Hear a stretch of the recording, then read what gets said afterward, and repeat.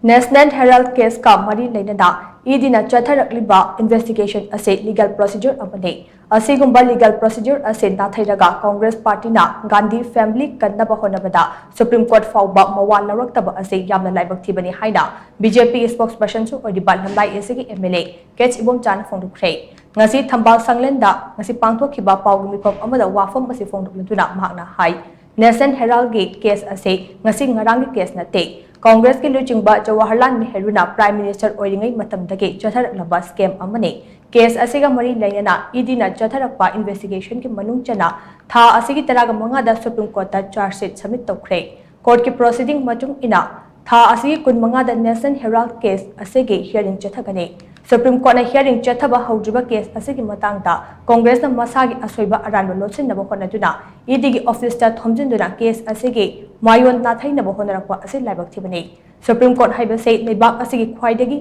yangba court ni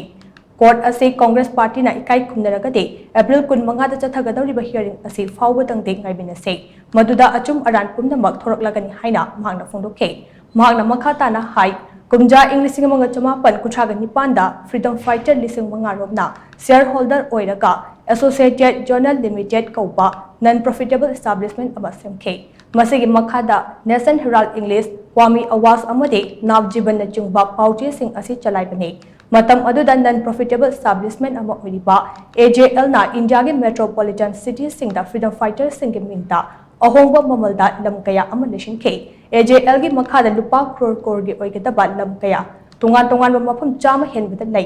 matam gi matung ina AJL ase non profitable establishment oibana lupa crore chama ga marifutara deficit chetpadage National Herald English Kwami Awas amade nabjaban haiba pauche ahum ase kumja English ngani shubna nipanda chalaiba ngamdabadage thingjinke Puthariba selfam lupa crore chamaga marifutara ado menkhatnaba AJL ke director Motilal Borana Sonia Gandhi amade Rahul Gandhi dage mateng oina loan da lupa crore chamaga marifutara lokhe masigi matung tarakpada AJL company ase sitharakpadage Sonia Gandhi Rahul Gandhi Oscar Fernandez amade Motilal Borana key member oiraga Young India Limited haina mingthonba company ama amuk linkhathe aduga company asegi apunba share gi chada hufutara tarukte Sonia Gandhi amade Rahul Gandhi gi oike company asina yamdagi sel kaya ama khongpatuda lupa crore paisindura thamjinbage likhut phanglakpadage enforcement directorate na case ama lakhatuna thigalakpada Rahul Gandhi gi asset chapunna lupa crore lising manga hena leibage khudam changdam phongbo ngamkhe Housing idina chathariba ase legal procedure amani haina mahakna makha takhe India ki Laibak Constitution makhada lingiba highest court Supreme Court aduga badigi akogi enforcement directorate haisisu masigumba pomyam dagi sen lana lawwa kotpa marum jadana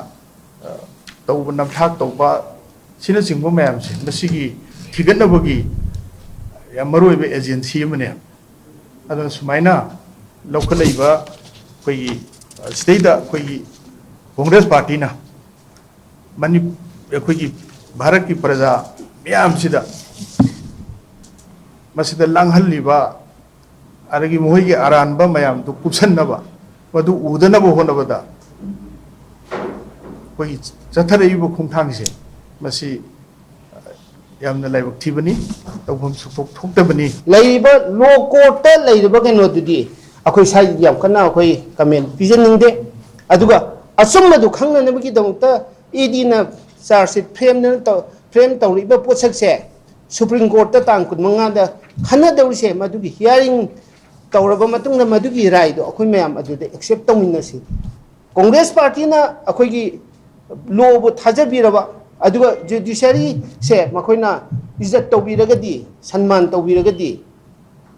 tang kun manga phau ngai re hairaga madugi Supreme Court pirakba akogi verdict masigi rai se masi ikai khundana satpaduna Congress Party ki su phani aduga Congress Party ki su akogi tawriba mayam se makoi khangna tawbudo madu makoi asum se kupsala praja da aranba tahanna bo honam se matungda tawbinu